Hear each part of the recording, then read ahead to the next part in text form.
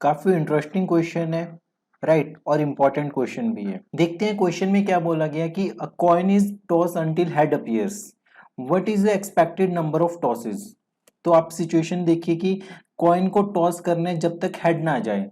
खुद से सोच के देखो कि अगर आप एक कॉइन लेते हो, आप उसे जब तक हेड ना आए तब तक टॉस करते रहते हो, तो क्या उम्मीद करते हो आपका कि आपको कितने नंबर ऑफ टॉसेस करने पड़ेंगे?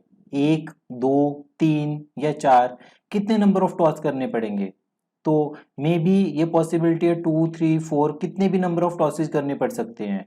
बट हम मैथमेटिकली देखेंगे कि what are the expected number of tosses to get head. So इसमें हमने सबसे पहले रैंडम वेरिएबल को डिफाइन करना है। रैंडम वेरिएबल हमने डिफाइन किया कि denote the number of tosses required to get the first head.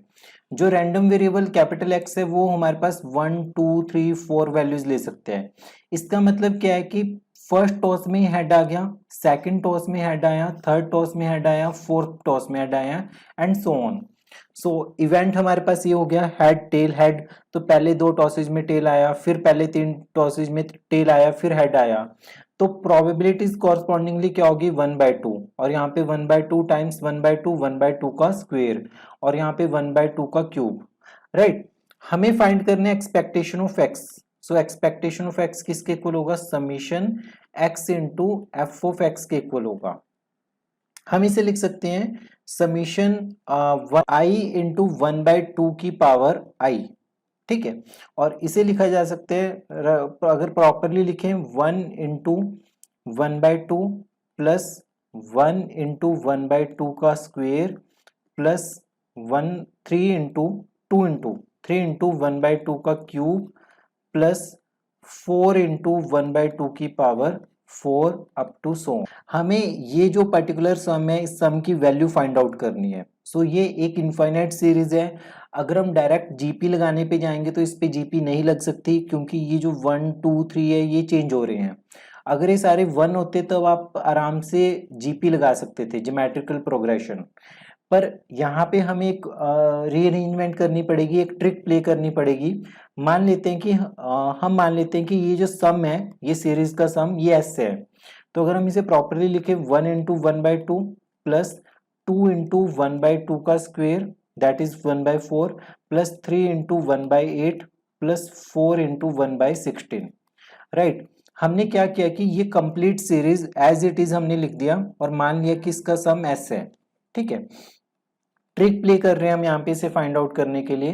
Then मैंने क्या किया, ये जो सीरीज थी इसका हाफ कर दिया, 1/2 टाइम्स एस कर दिया। सो जब हम 1/2 टाइम्स एस करेंगे तो हमारे पास आएगा 1/1/4 प्लस 2/1/8 प्लस 3/1/16 प्लस 4/1/32। अब ये कोई मतलब नहीं रह जाता कि आपको ये वाली टर्म, जैसे 1/2 के नीचे 1/4 लिखा हुआ है, हम ऐसा करते हैं कि इस वाली टर्म को एक टर्म शिफ्ट कर देते हैं। मतलब कि ये वाली टर्म इसके कॉरस्पॉन्डिंग लिखते हैं, ये वाली टर्म इसके कॉरस्पॉन्डिंग, और ये वाली टर्म इसके कॉरस्पॉन्डिंग। ऐसा हम इसलिए कर सकते हैं क्योंकि इनफाइनाइट सीरीज में अगर हम कुछ टर्म्स को एडजस्ट भी करते हैं, आगे भी करते हैं, तब कोई फर्क नहीं पड़ता उसके सम के ऊपर। ये रिजल्ट हमने सेकेंड ईयर में एडवांस कैलकुलस में क्या हुआ है कि अगर आपके पास इनफाइनाइट सीरीज है, उस सीरीज के अगर हम कुछ टर्म्स रीअरेंज करते हैं या कुछ टर्म्स निकाल देते हैं, कुछ टर्म्स ऐड ऑन करते हैं, तब उसकी कन्वर्जेंस या डाइवर्जेंस पे कोई फर्क नहीं पड़ेगा, ठीक है। तो ये वाली टर्म्स हम शिफ्ट कर रहे हैं एक एक स्टेप आगे। तो हमें क्या देखने को मिलेगा इस केस में? 1/1/4 plus 2/1/8 plus 3/1/16 up to so on, right. हमने यहाँ पे 0 लिख दिया। अब इन दोनों का सब्ट्रैक्ट करते हैं, मतलब कि इक्वेशन नंबर 1 नाम मान लेते हैं, इक्वेशन नंबर 2। इक्वेशन नंबर 2 को 1 से सब्ट्रैक्ट करें तो हमारे पास क्या देखने को मिलेगा? ये होगा s/2 equal to 1/2 then plus 1/4 plus 1/8 plus 1/16 up to so on, right.